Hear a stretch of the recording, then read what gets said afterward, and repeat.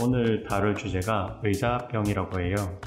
이제 의자병이란 게 병원에서 정식으로 사용하고 있거나 진단서나 이런 데서 나오는 진단병은 아니에요.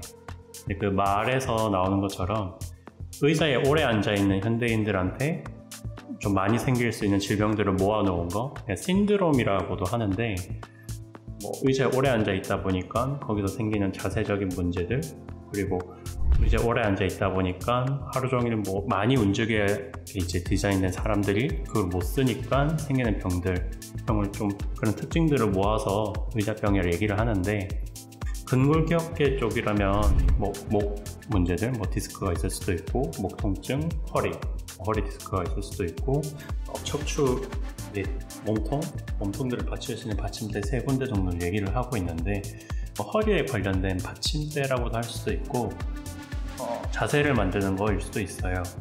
그러니까 대부분의 허리 구조 같은 경우는 약간 뒤에서 이제 앞으로 약간 커브가 들어갈 수 있게 되어 있는 구조가 있어요.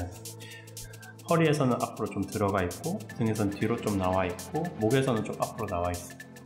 커브가 이렇게 그려지고, 그 커브 모양 안에서 척수가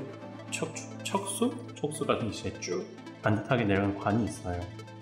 그래서 오히려 허리를 바로 만들고, 등도 바로 굴곡을 없애고, 목을 바로 없애면 이상하게 척수관이 또 비틀어지게 돼요. 그래서 이 굴곡을 조금 유지를 해주는 게 중요한데, 그거는 다른 교정 운동을 하거나 자세를 할 때도 좀 동일하게 적용돼요.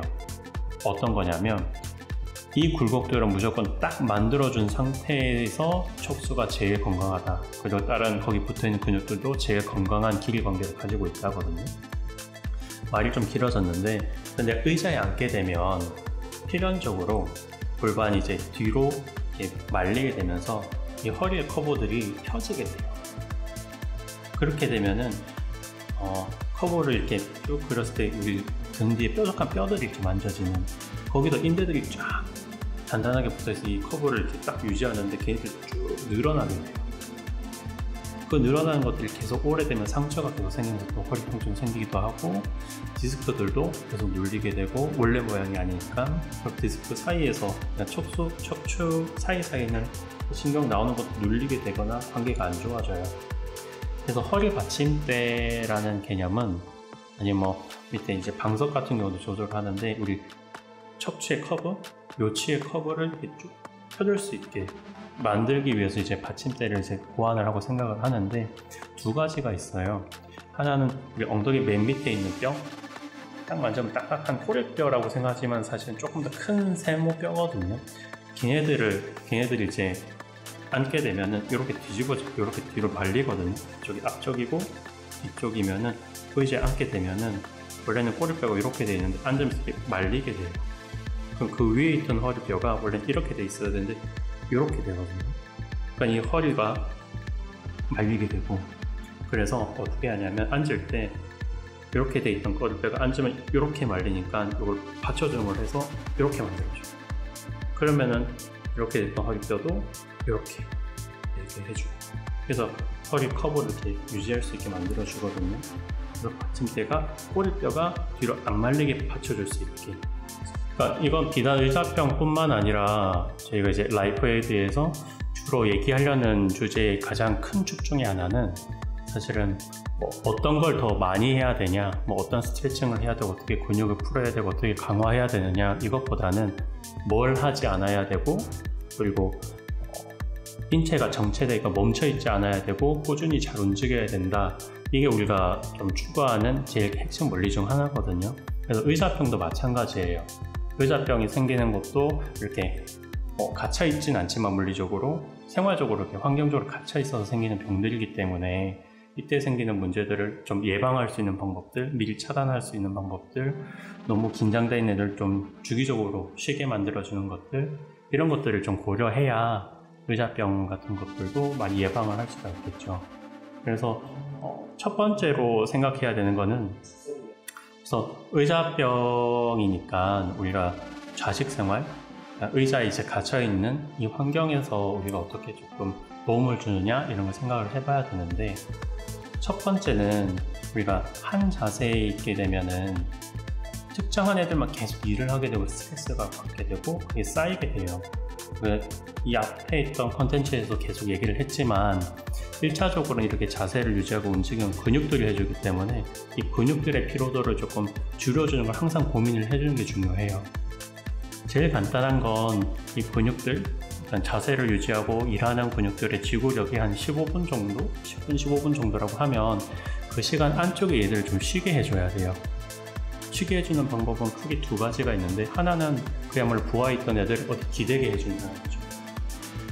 결국 우리 머리 무게라든지 어깨의 무게라든지 신체의 무게들을 좀 지탱하고 있는 애들을 좀 쉽게 좀 올려놓는다든지 그런 게 하나가 있고, 두 번째는 한 해만 계속 한 방향에 있는 근육만 계속 쓰게 하는 게 아니라 조금씩 계속 움직여줘서 이 힘을 계속 쓰고 있는 애들의 그 라인들을 좀 다른 애들한테 좀 넘겨줘야 돼요.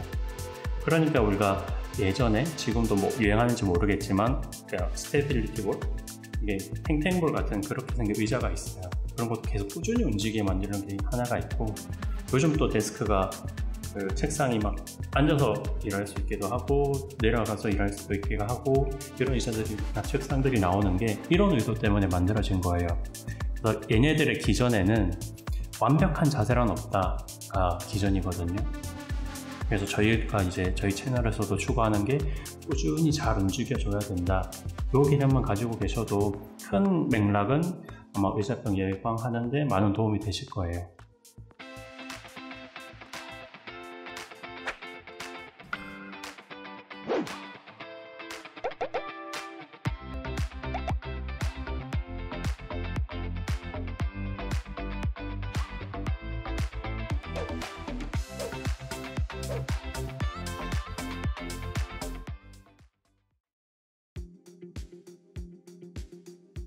골반도 지금 섰을 때는 허리를 펴지만 만약에 무릎이 이렇게 되고 골반 뒤로 말리게 되면은 가치가 없어지는데, 그래서 방석 중에 이제 이쪽이 높고 이쪽이 낮아진 쐐기 모양 방석도 있고, 그거를 이제 앉게 되면은 다리가 살짝 이렇게 내려가면서 골반이 이렇게 뒤로 말리면 이렇게 펴주게 되거든요.